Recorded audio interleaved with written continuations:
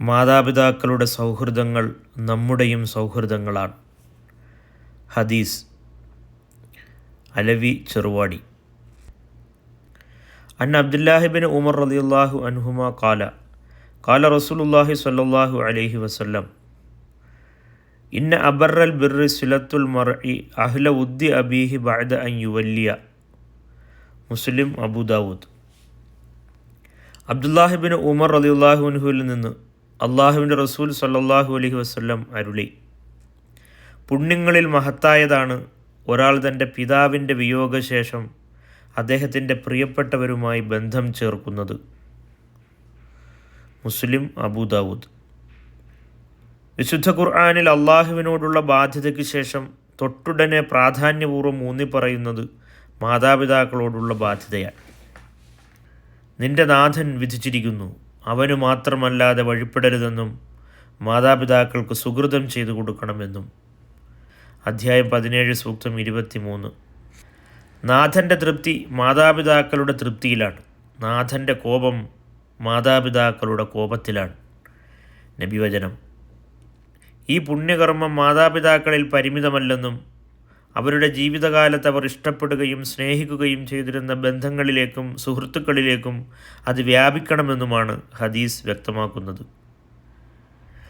അബ്ദുല്ലാഹിബിൻ ഉമർ റളിയല്ലാഹു അൻഹു ഒരിക്കൽ മദീനയിൽ നിന്ന് മക്കയിലേക്ക് തൻ്റെ കഴുതപ്പുറത്ത് യാത്ര പുറപ്പെട്ടു. മക്കയിലെത്തിയപ്പോൾ ഒരു ഗ്രാമീണനെ കണ്ടുമുട്ടി. അബ്ദുള്ള അദ്ദേഹത്തെ തൻ്റെ കഴുതപ്പുറത്ത് കയറ്റിയിരുത്തി. അണിഞ്ഞിരുന്ന തൻ്റെ മുന്തിയ തലപ്പാവ് അദ്ദേഹത്തെ അണിയിക്കുകയും ചെയ്തു. അപ്പോൾ കൂടെ യാത്ര ചെയ്തിരുന്ന അബ്ദുദ്ദീനാർ ചോദിച്ചു: താങ്കൾ ചെറിയ സമ്മാനം എന്തെങ്കിലും കൊടുത്താൽ തന്നെ ഗ്രാമീണൻ തൃപ്തിപ്പെടുമായിരുന്നല്ലോ, ഇത്രയും വലിയത് കൊടുക്കേണ്ടിയിരുന്നോ?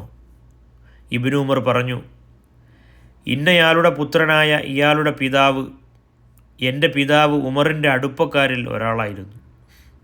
എന്നിട്ട് അബ്ദുദ്ദീനാറിനെ നബി സല്ലല്ലാഹു അലൈഹി വസല്ലമയിൽ നിന്ന് കേട്ട ഈ ഹദീസ് അദ്ദേഹം ചൊല്ലിക്കേൾപ്പിക്കുകയും ചെയ്തു.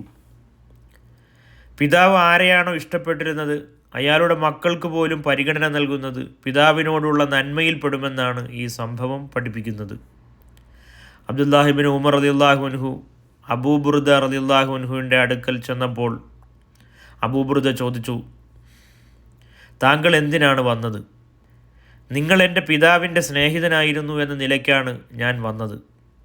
റസൂൽ പറഞ്ഞിട്ടുണ്ട്, മാതാപിതാക്കൾ ഖബറിൽ ബർസഹിയായ ജീവിതത്തിലായിരിക്കുമ്പോൾ അവരുമായി ബന്ധം നിലനിർത്താൻ ആഗ്രഹിക്കുന്നുവെങ്കിൽ അവരുടെ സഹോദരങ്ങളുമായോ സുഹൃത്തുക്കളുമായോ അവരുടെ മരണശേഷവും നിങ്ങൾ ബന്ധം പുലർത്തുക.